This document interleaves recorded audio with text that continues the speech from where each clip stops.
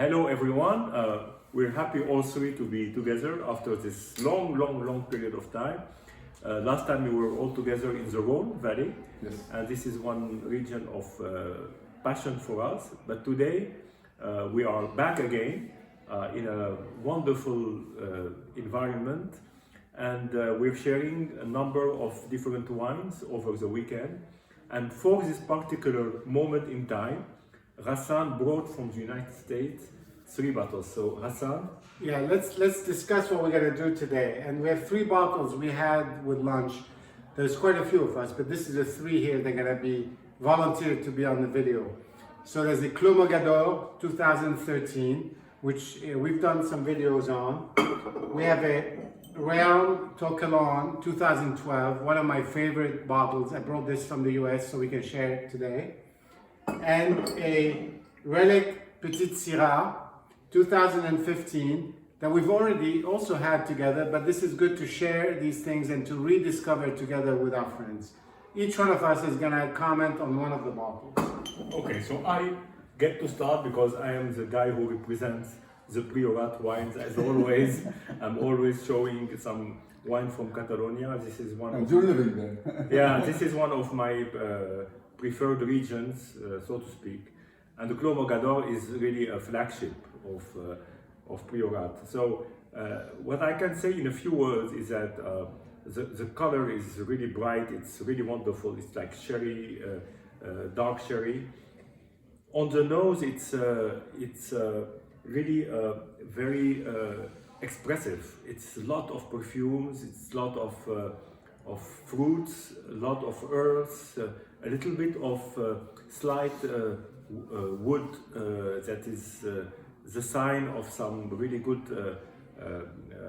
winemaking. Yeah. Winemaking. It's all, as always, you know, Clos Mogador is extremely well done, and really in the palate, I can say that this is to me a wine that I really am fond.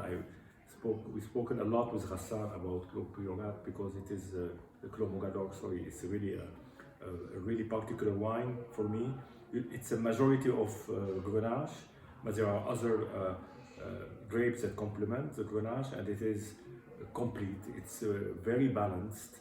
There is a load of fruits in it, but at the same time there is a lot of softness, and it's very long.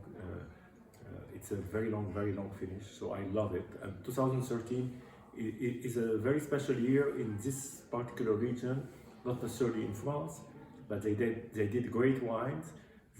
So this is really proof of a fantastic wine. And this is Hani really spoke to me so much about the 2013 in particular that I did get my hand on a few bottles in the US, and I brought one with me here from New York so we can help Nasri discover it, you know, in the flesh, so to speak, not only through videos, and we can really comment on a particular vintage that was really extraordinary. And yeah, so, definitely. cheers to all of you. Yeah. The second bottle is the round by Kalon, you know, by our friends around. Just another anecdote here. Nasri and I, with another couple of friends, visited Ram in 2007 when they were just starting up. They were renting a space in that other chateau that has burned down since in the fires last year. And it was really fun to meet Juan and the team and taste from the barrel, which today we're way past that. But so this is a kind of a testament to that visit we made 15 years ago. And I thought we'd be able to enjoy it together as well. And this is your favorite among the 3, no? Yes, absolutely. Now I have to say, as a quick introduction, that tasting a bottle of wine with friends is completely different from drinking it by yourself, as you know. Not to be recommended. Not to be recommended. And these are friends, you know, it's friendship that goes maybe, you know, 30, 40 years. We stopped counting. And we are so happy to be gathered again after this pandemic. The pandemic helped us start our channel, YouTube chain, but exchanging videos and being all of us with our bottles in the same place and enjoying it together is completely different. So Hassan came with this Very nice bottle, reminding us of our trip. Yeah. Like when it's 15 years ago. 2007, yeah. Yeah. Exactly, in April 2007. Yeah, exactly 15. Yeah, look at the label, very rich, a bit intriguing. You know, like this eye looking at you, very esoteric. Do you say in English?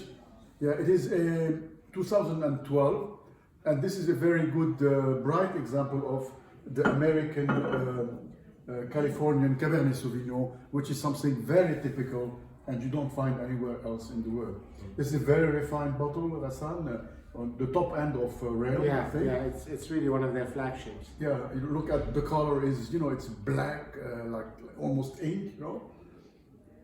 The nose, you know, all the richness and the very subtle red fruit, very rich. There's some tobacco as well. Yeah, very clear.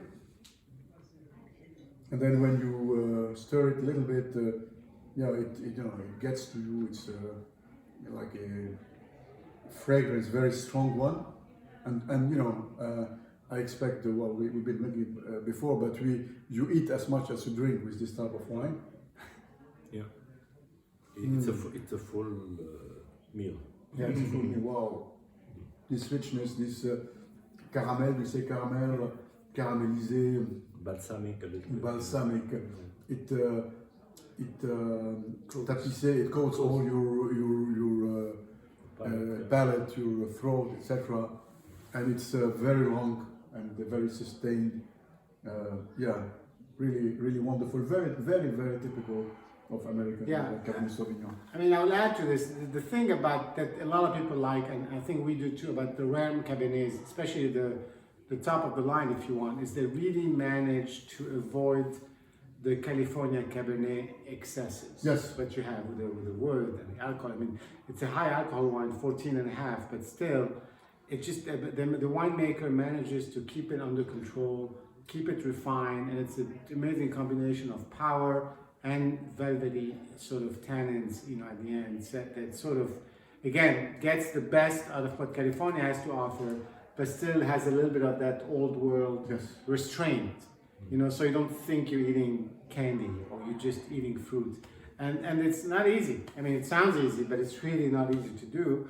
And I thought it'd be interesting for our, you know, European friends to see if they share this assessment of the wine, and it turns out to be a really big hit.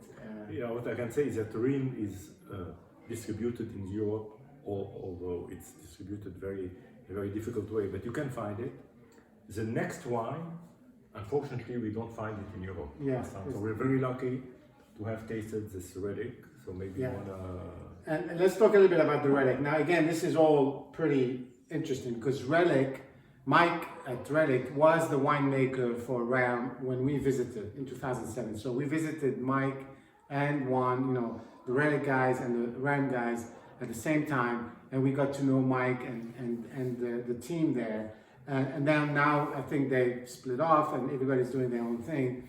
But Relic, as we discussed before, Mike does a lot of different things. So he's got the Cabernet Sauvignon, he's got four now Cabernet Sauvignon for 4 different vineyards. He's got the Petite Sirah, he's got the Rhone blend, he's got the Syrah itself, which comes and goes depending on the vineyards. This is their old vines made from the Albert Frediani vineyard. We've discussed that before. We're talking really old vines. These were planted by Frediani himself 60, 70 years ago in a rocky terroir, sort of a tough, really, these vines have to really fight, and I think it's dry farmed and organic. So really, they have to fight for their life, and you hopefully, and we're going to talk about this, you can see it in the wine itself. So here we are. Nasri has stolen some of my words here, but I was going to use Inky. So I'm going to use it again because we've used it before for that Petite Sirah, and it's kind of a well-known, really the intensity of the color, because how the skin on these grapes is very thick, and it sort of really ends up in the color of the wine. Now on the nose, it's just sort of, to me it's what we say in French, it's a friandise. So it's a treat, it's like a dessert treat. That's why I wanted to keep it until the end. It's sweet, it's rich, It's just puts a smile on your face, and it's just sort of a pleasure that you drink without really having to think about too much. And so you get that red fruit, on the nose. You get a little bit of the candy aspect that I talked about. A little bit of tobacco. That's right, yes. Yeah. Mm. It's really wonderful. In the mouth, it gets into more of that tobacco, leather, some of that leather, and I know we use that sometimes, and some of that, not a lot of acidity. It's primarily, I think, sort of fruit. It's just like almost like a dessert wine. I mean, I think it could go with it went really well with the cheese here. It could go really well with a chocolate dessert. Yeah. It goes with a lot of different things. And it's not something that you find in France much. This is why, again, as Hani said, first Relic is not easy to find here, but also Petite Sirah is not very common. Difficult, yeah. Difficult. Good Petite Sirah is difficult to find.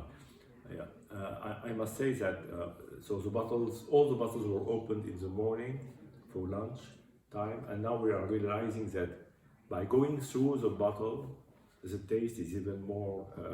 The wine is opening much more now. The Petite Sirah compared to 1 hour ago is to me incredible. Quite a different wine now. It's unbelievable. It's such density, such texture, such it's got. It reminds me a little bit of the Rion, but in a Petite Sirah with a little bit more acidity, but its softness is unbelievable. Really. Thanks, Hassan, for bringing. Thank you, guys. It's beautiful evening, as you can see in the background. Beautiful afternoon on the shores of the Seine. We are in heaven. So we are in heaven. Heaven with good wines, especially good friendship. Nice friends, nice wine. Yeah. Good weather. Yeah. We'll try to burn it this afternoon in some sport or another. But until then, we'll see. We'll see you later.